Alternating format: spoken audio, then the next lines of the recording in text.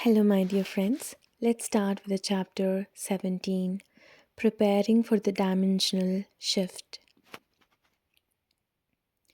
By now, most readers are probably convinced that the dimensional shift will bring good changes in the lives of those that complete the shift. At the same time, the common thinking is that changes of such magnitude will require some significant efforts on our part to allow us to make the shift. So, the question is, what do we need to do to accelerate our progress to the fourth dimension? In reply to that question, most persons are expecting a written procedure of rituals, instructions, exercises, prayers, or some other activity that needs to be practiced regularly over a period of time until we complete the shift. And that is the part that they are dreading. Most of us recognize that when we learn about something good, we typically start out with a lot of enthusiasm doing what is required. But slowly, over a period of time, we slack off and ultimately give it up. Suppose you want to lose weight. You go to your doctor or your advisor and they put you on a regular exercise program. First a few days you do the exercises very enthusiastically and then the muscles start aching and it starts feeling uncomfortable. Slowly you slack off and ultimately you give up the exercising altogether. The good news here is that you don't have to do anything. If that is the case, then everyone should go through the shift without any problem. Then, what differentiates the people who will move to the fourth dimension from those who will stay in the third dimension? Alright, I will grant you that you have to do something, but it is not physical. All you need to do is change your thinking. Everything starts with a thought. Our minds then manifest those thoughts, whether they are positive or negative. That manifestation then creates our reality, and we function based on our unique reality. Let's learn about the singular universe. The universe is all one, it is all energy. Everything is energy. Energy is vibration. Vibration is defined by frequency. The faster something vibrates, the higher the frequency. The slower something vibrates, the lower the frequency. The universe covers the entire spectrum of energy. That means it has all frequencies from very low to very high frequencies. Let's learn about the tug of war in the universe. There are only two opposing forces in the universe, and a constant tug of war goes on between these. These forces are one, light force. The light force pulls things towards a higher vibration. The higher the vibration, the more towards oneness we move. The light force works based on love and sharing. 2. Dark force. The dark force pulls things towards a lower vibration. The lower the vibration, the more towards separation we move. The dark force works based on fear and greed. When we talk about the dimensions, the higher the dimension, the higher the frequency, and the lower the dimension, the lower the frequency. Since we are currently in the third dimension, we are at a relatively low frequency. To move to the fourth dimension, we need to raise our vibrational rate or frequency. To move up, we need to get away from the downward pulling forces of fear and greed and move more towards the upward pulling forces of love and sharing. Let's learn about a current society based on fear. Our current society is based 100% on the dark forces of fear. Look at any of our systems or institutions, and without exception, you will find that they are fear based. If you don't do this, we will punish you. If you don't behave in a certain way, we will arrest you or put you in jail. If you don't study this, you will fail the test. If you don't finish your meal, you will not get any dessert or ice cream. If you eat that chocolate cake, you will get fat. If you don't listen to me, I will break off the relationship. If you don't take this vaccine, you will get sick. If you don't do as we say, we will fire you. If you don't follow my religion, you will suffer in hell for eternity. If you don't follow our laws, we will kill you. I will challenge you to come up with even one case where our society doesn't work based on fear. Let's learn about our actions based on greed.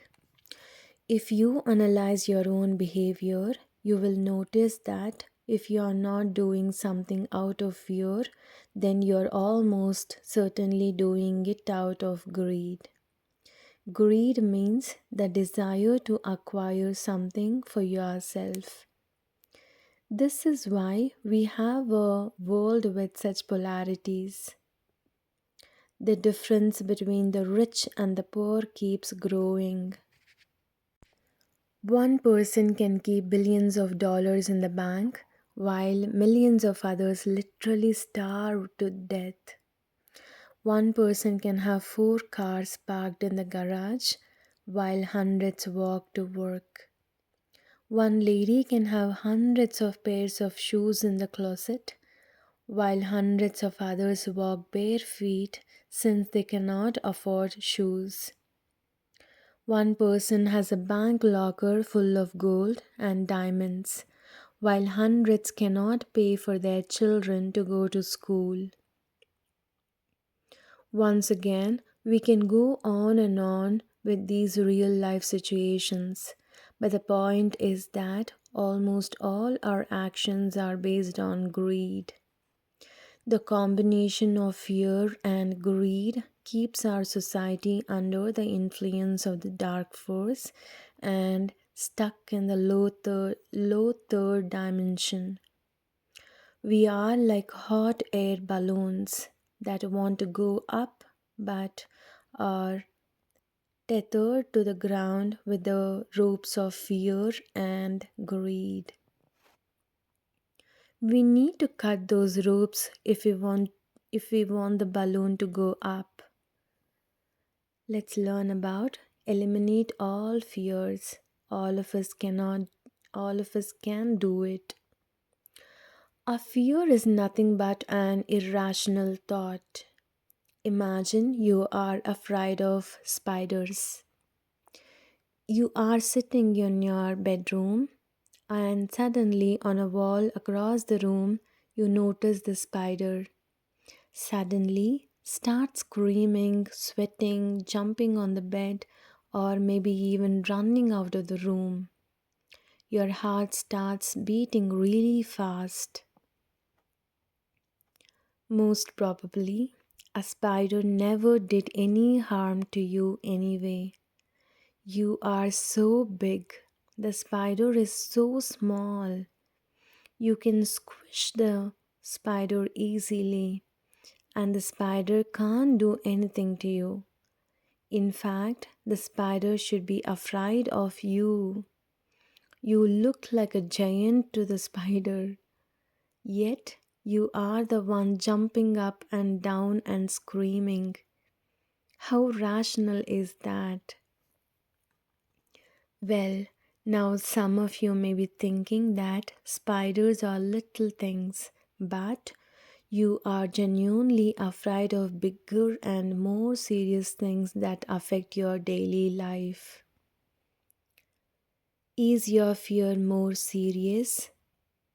Suppose you are afraid that the company you work for might go bankrupt and you may lose your job, your paycheck, and your only means of financial support for the family. Now that in your mind is something big and serious. This is not a mere spider. Let me ask you a question. How is your fear of losing your job helping you in any way? The only thing that fear is doing is making you feel miserable and sick. And it is keeping you from doing the things that you should be doing. You should be proactive in maybe looking for another job or other alternative ways of making money. That will definitely help your situation.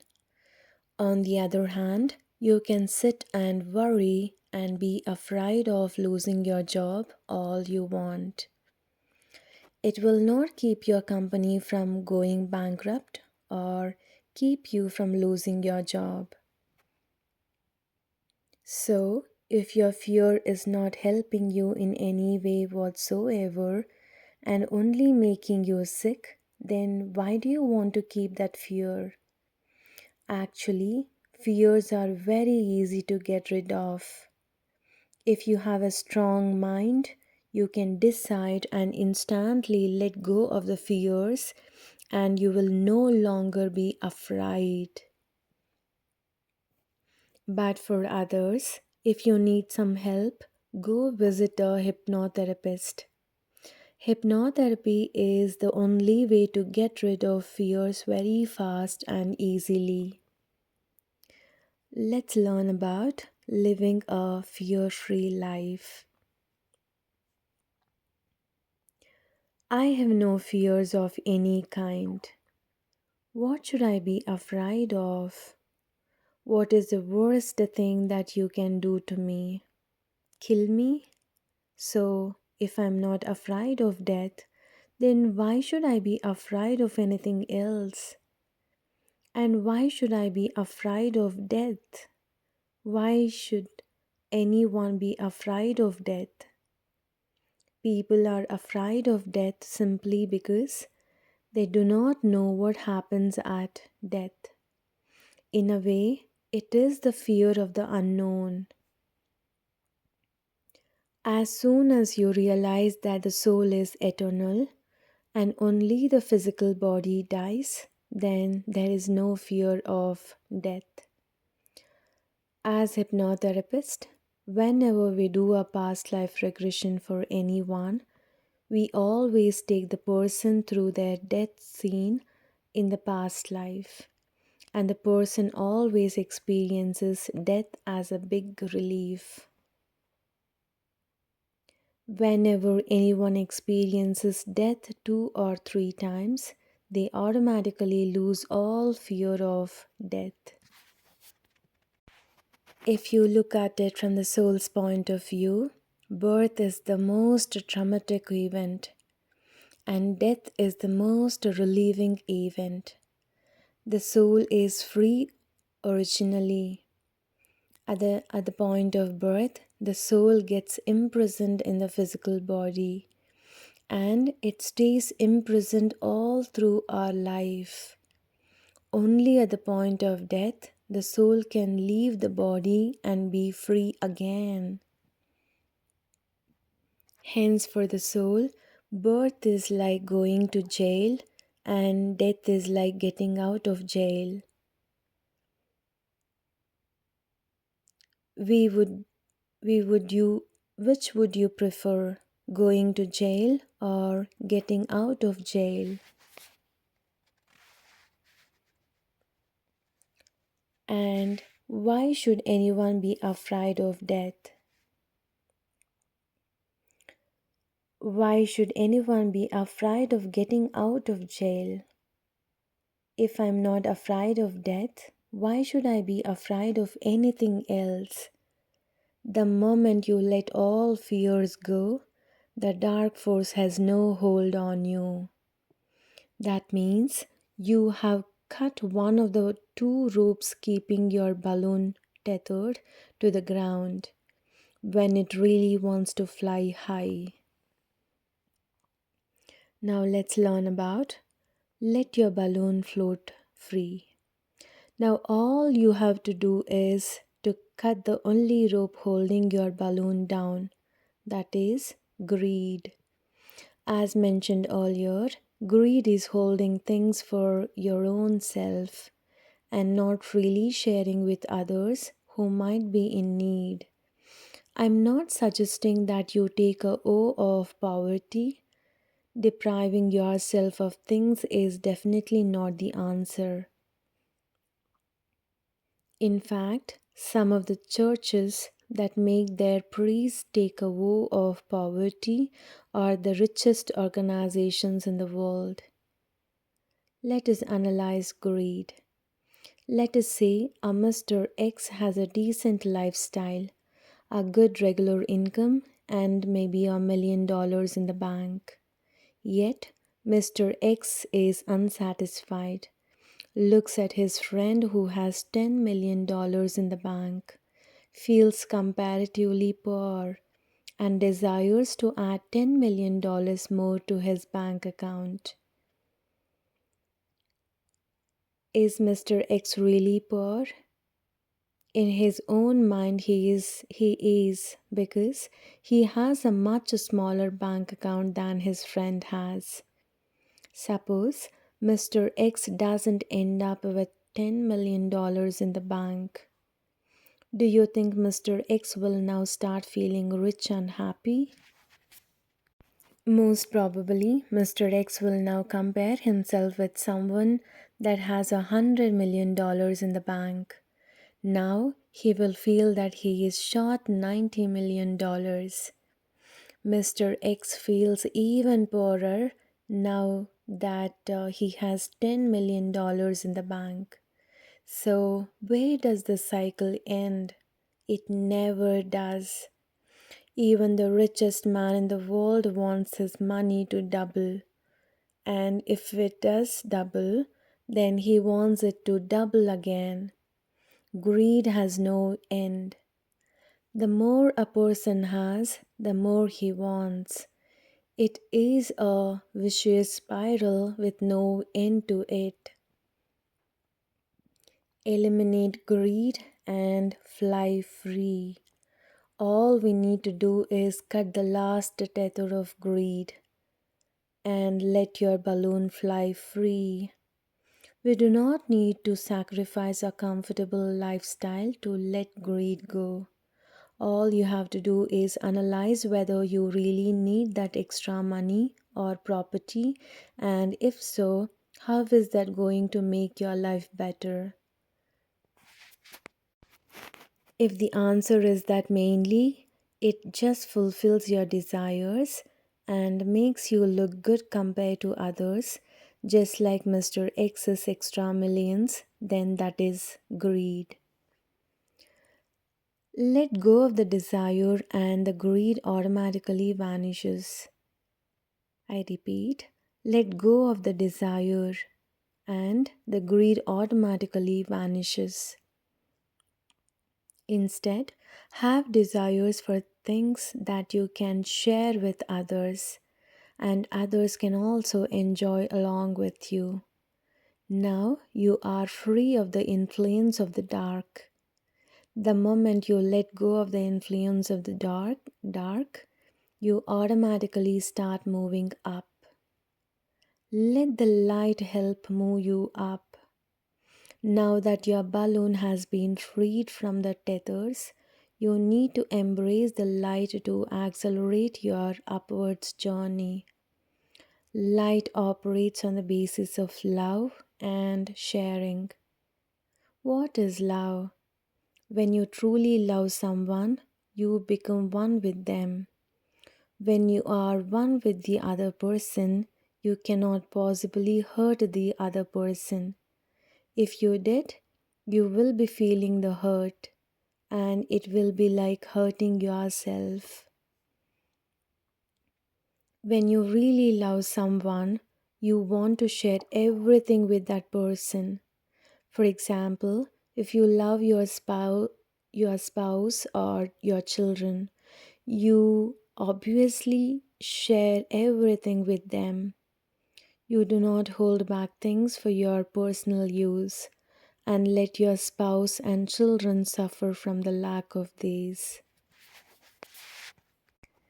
In our modern world, that love, caring, and sharing seem to be generally limited to the family.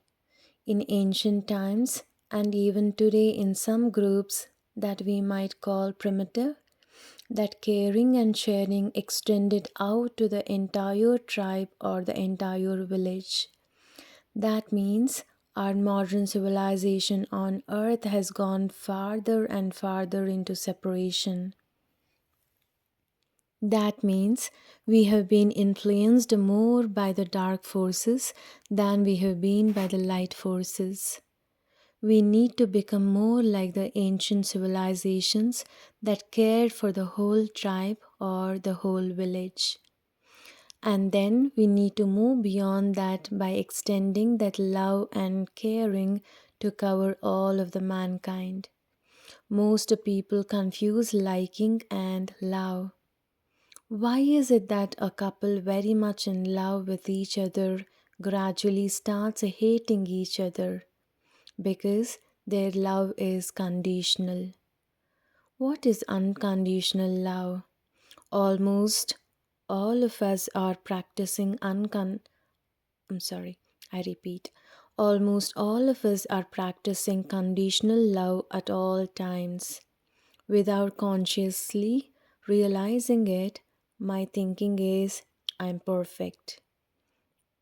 Yet, when I look at you, I see that you behave or do things differently from me.